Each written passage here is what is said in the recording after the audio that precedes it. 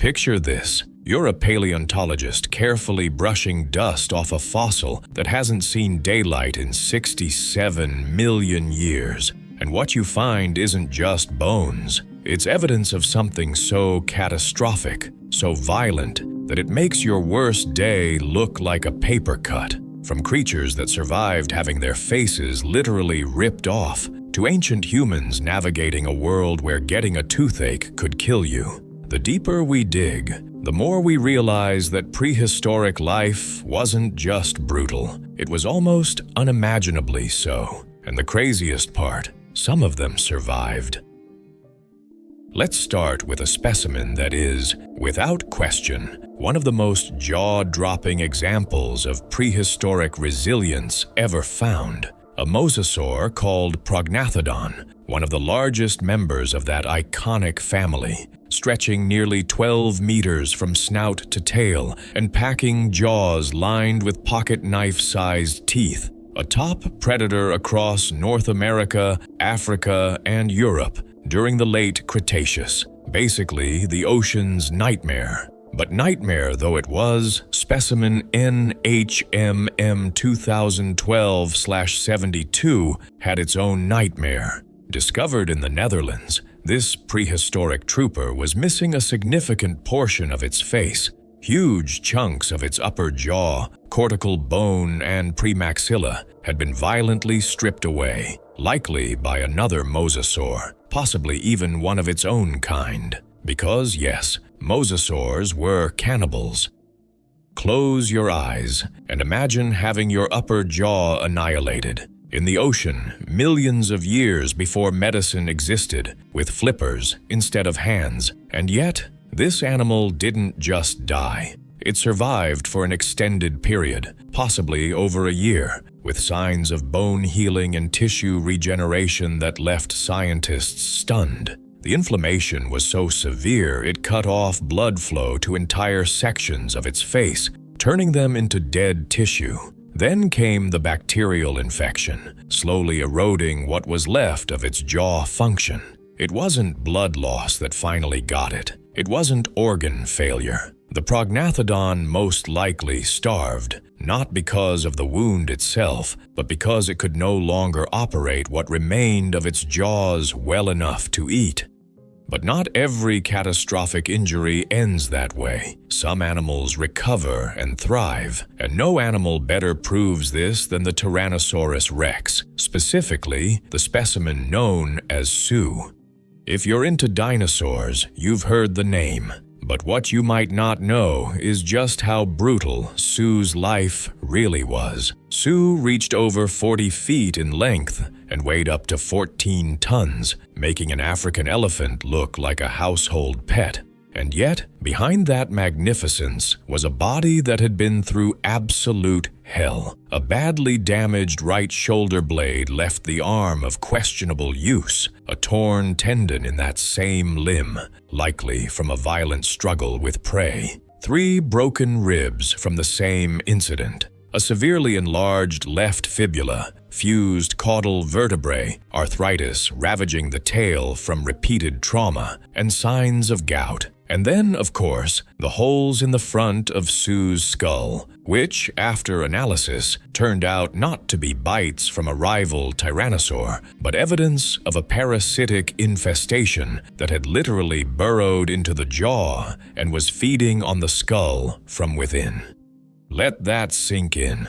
And yet, Sue survived all of it, reached full maturity, and lived to approximately 33 years old. The longest-lived T-Rex specimen ever recovered. She was the queen of Hell Creek, and she earned every inch of that title through a life that would have killed pretty much anything else. The brutality of prehistoric life wasn't limited to the giants of the Mesozoic, because some of the most staggering stories of survival come from the most unlikely place, our own family tree. Meet Shanidar I, nicknamed Nandi, a Neanderthal who lived roughly 45,000 to 65,000 years ago in what is now Iraq, and who, quite frankly, may be the toughest individual of any species in the fossil record.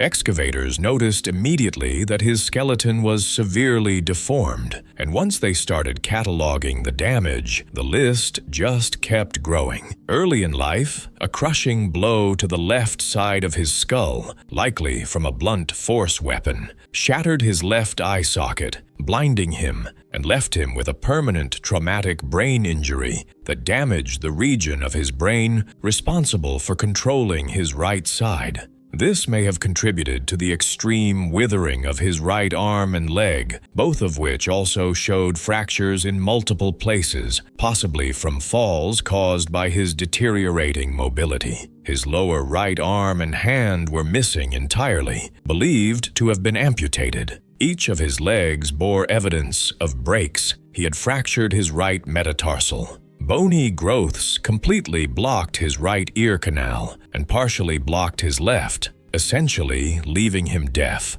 And the teeth he relied on as tools, compensating for his limited arm function, were worn down to nerve-exposing stubs. And he also had diffuse idiopathic skeletal hyperostosis, abnormal bone calcification throughout the body, causing chronic pain and stiffness. There is no universe in which Nandi should have survived into adulthood, and yet he lived to approximately 45 years old, an elder by Neanderthal standards. The cave he was found in held at least 10 other individuals, and researchers believe they cared for him.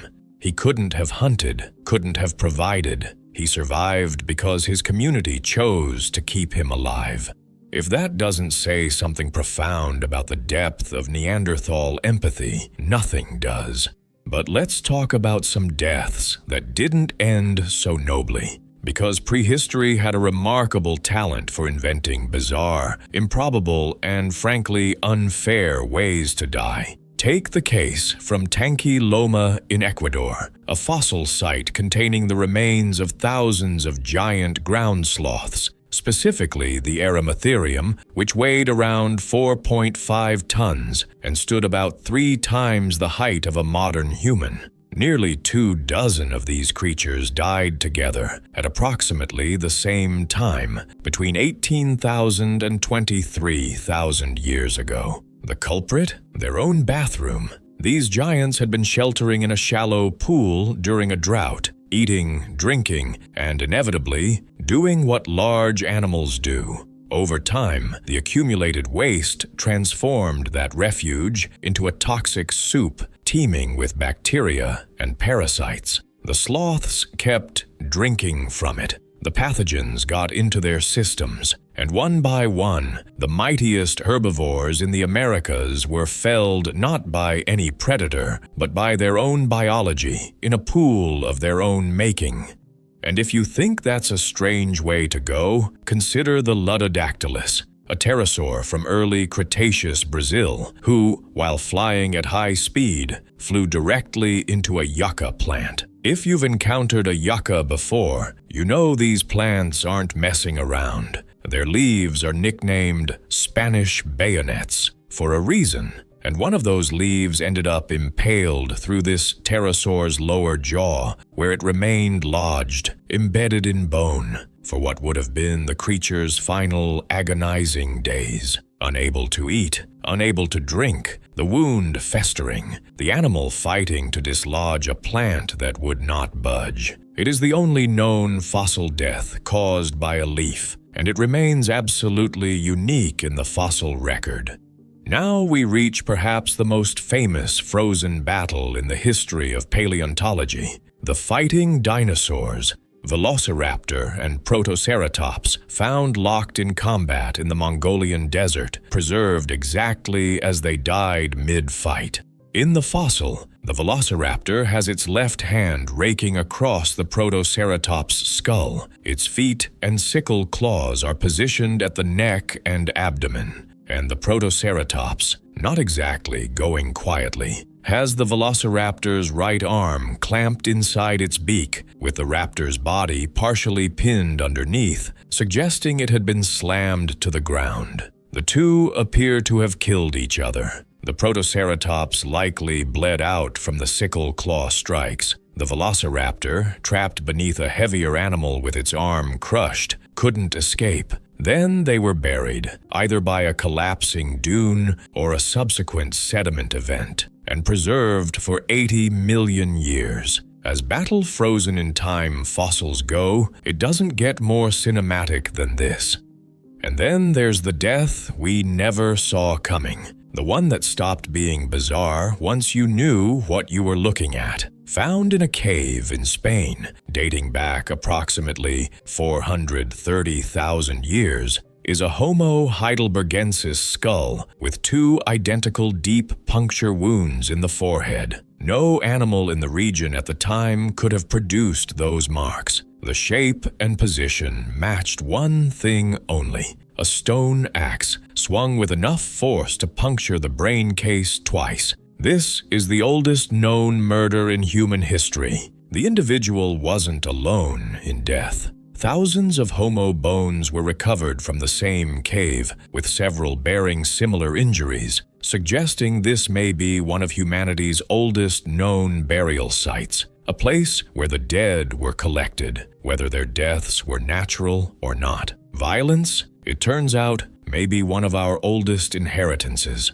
Finally, we end with one more story of ancient humans pushed to the limit, not by a predator and not by violence, but by the compounding misery that prehistoric life loved to pile on a single person. The Turkana boy, a Homo erectus who lived between 1.6 and 1.5 million years ago in Kenya. He was likely 8 or 9 years old when he died. His baby teeth had fallen out, and his molars and premolars came in awkwardly, 2 teeth colliding, damaging surrounding tissue, seeding an infection. Without any dental care, the abscess never healed. Bacteria likely entered his bloodstream, causing sepsis. In his weakened state, he fell face first into a swampy area and drowned. After death, a herd of animals trampled his body into the mud. Then a volcanic eruption later entombed part of his skeleton in ash. And during his reanalysis, researchers discovered he had also suffered from a severely herniated disc,